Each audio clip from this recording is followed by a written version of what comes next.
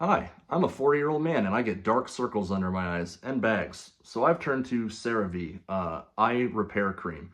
This is something I started doing every day.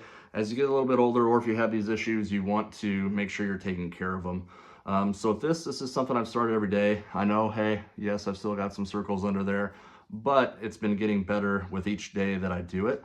You don't need a ton. You just need a little bit here. So I just take a little tiny dab there, and that's good for under one eye there. You just take it and rub it right under, and it actually feels pretty refreshing. It's nice and cooling. So we'll do that. And just another look here, you can put it right on your finger. Just a little dab will do you. Put that right there, rub it under this eye. So it's actually been making pretty good progress on these, if you can believe it, even though they are dark here. But every morning I've been doing it and I've been seeing good results. The one thing that I will say is be careful when you're rubbing it underneath your eye. If you get it up too close to your eyeballs, it can cause some discomfort.